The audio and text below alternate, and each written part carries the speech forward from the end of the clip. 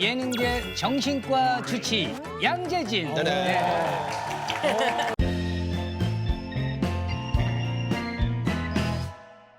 BTS입니다, 지금. 유명세와 함께 환자도 많아졌다고요. 그 질문은 빼주셨으면 좋겠는 게 이러면 또 괜히 오도먹는 저만 오도먹는. 그러니까 정신건강의학계에서 이렇게 하란 말이야. BTS 때문에 제가 얘기한 겁니다. 이렇게 하란 제가 얘기한 너도 거예요. 대본에 있었다고 해야지. 예, 대본에 있었고요. 저는 앵무새입니다. 그래서 뭐 아무튼 병원에서 상담 진료를 예약하고 오시는 분들이 계시는데 사실 이제 그 저하고 진료 보기 전에 그 설문 검사지를 미리 합니다. 네네네. 이분이 어떤 게 문제가 있는지. 근데 거기 보면 막 점수가 말도 안 되게 높고 이분은 굉장히 우울증이나 공황장애 뭐 이런 것들이 심하겠구나 하고 들어오는데 이렇게 웃으면서 들어오시거든요. 뭐지 하고 얘기를 하다 보면은 이제 뭐가 증상이 안 맞고 그러면 제가 그냥 아 그렇구나 그냥 웃으면서 어떻게 오셨어요? 그러면 아니야 선생님 얼굴 보러 왔어요. 이런 분들이 간혹 계세요. 그래? 위장 환자처럼 해가지고 그 정도야? 근데 이제 예약할 당시에는 증상이 있었으나 예약하고 진료까지 두세 달이 걸리다 보니까 그 사이에 저절로 나았다라고 말씀을 하시죠. 어머나, 네. 세상에. 사실이 아닌 거죠. 나아졌다. 아니, 뭐 진짜 병원에 왔지만 진료는 하지 마.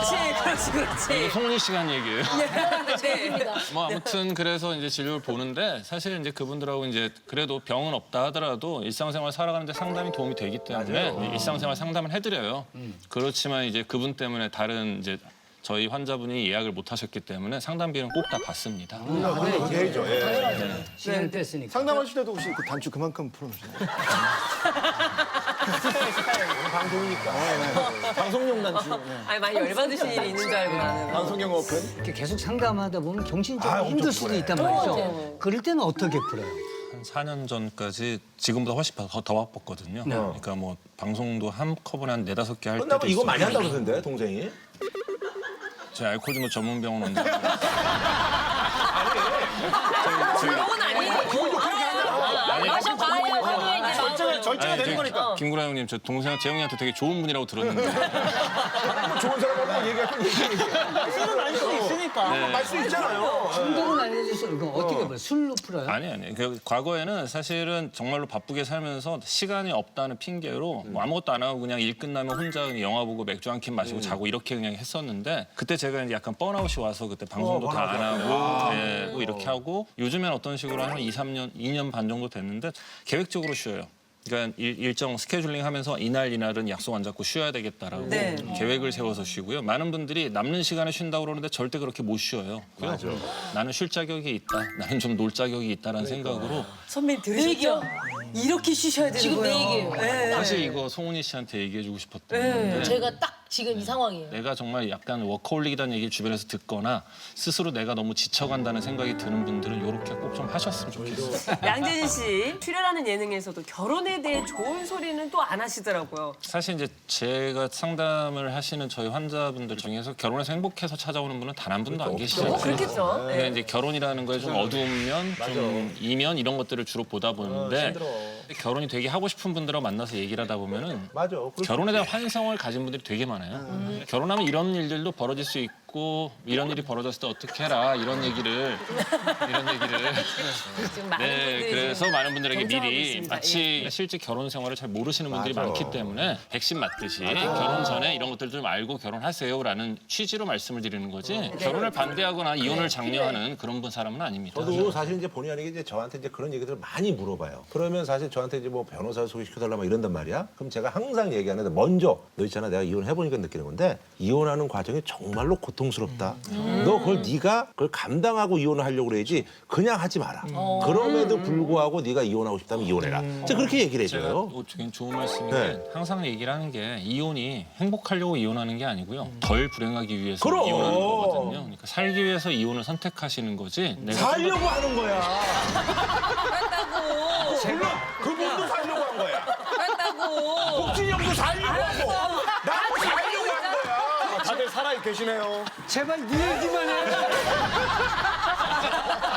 근데 덜 불행하려고 하는 거는 행복하려고 하는 거랑 같은 얘기 아닌 건가요? 좀 달라요. 달라. 그러니까 미세하게 좀 다른 거 같아요. 왜냐하면 이제 사실 이혼을 생각하거나 결심하는 분들은 솔직히 이혼하고 나면 내가 좀 더 나은 삶이 될 거야, 나는 좀 행복해질 거야라는 생각을 가지신 분들이 많아요. 근데 실제로 이혼 소송 중이거나 이혼 이후에 찾아오시는 분 중에 그런 분은 단 한 분도 없어요. 그러니까 내가 생각하는 기대치가 너무 높으면 이혼하고 나서 또 찾아오는 공허함, 허탈감, 우울감이 확 찾아오게 되거든요. 많은 분들에게 얘기를 하는 게 선택할 때 어떤 걸 얻을 수 있냐 가지고 선택하지 말고 어떤 걸 감당할 수 있느냐로 선택을 하라고 말씀을 꼭 드리거든요. 중요한 말이야.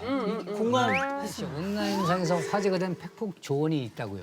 엄청 많지 않으세요? 유튜브에서 제일 이슈가 됐던 거는 이제 데이트 폭력하고 완전 이별에 대한 게 맞아요. 연인으로부터 폭행을 당하는 이른바 데이트 폭력이 좀처럼 끊이질 않고 있습니다. 데이트 폭력으로 입건된 가해자가 3만 명이 넘습니다. 아무래도 이제 저희가 그 방송 유튜브에 나왔을 때가 마침 이슈가 막 됐던 사건이 몇 개 있을 때라서 그랬는지 많은 분들이 제일 많이 좋아해 주셨는데 데이트 폭력에 이제 많은 분들이 잘 지내다 갑자기 폭력적으로 변했다라고 얘기하는데 대부분 그런 분들은 전조 증상이 있어요. 그러니까 보통 대화 중에 조금 흥분했을 때 그 화를 참지 못하고 욕설이나 폭언이 나간다든지 아니면 뭘 집어 던지거나 뭐 심지어 뭐 이렇게 벽을 친다든지 이런 행동이 있다가 그 다음에 이제 사람에게 실제로 폭력을 쓰는 경우가 많지 막 웃고 잘 지내다 갑자기 폭력을 쓰는 경우 드물거든요. 특히 이제 그런 문제가 있는 분들의 가장 큰 특징이 주변인을 다 잘라요. 그러니까 너 친구 얘 좀 이상하더라, 쟤 좀 이상하더라, 만나지 마라 하면서 친구 다 잘라내고 가족도 다 잘라내고 해서 딱 고립시켜버립니다. 그래서 도움을 청할 창구를 다 막아버리는 게 데이트 폭력을 저지르는 가해자들의 특징이라서 어떤 소통의 끈은 절대 놓으시면 안 된다라는 거. 만에 하나 그런 모습, 욕설이 심하다든지 좀 네. 소리 지르고 폭언이 나오거나 뭘 집어 던진다 싶으면 그때부터 관계를 정리하라는 얘기를 많이 했었고요. 안전 이별 얘기라는 게 이제 헤어지는 과정에서 제발 좀 하지 말라는 게 계속 연락을 안 받고 그러면 마지막으로 한 번만 만나면 내가 다시는 귀찮게 안 하겠다. 할 때 만날 때 좋은 생각이나 상대방에 대한 잘못된 믿음 때문에 그 마지막 한 번 만나러 나갔다가 봉변당하는 경우 꽤나 많거든요.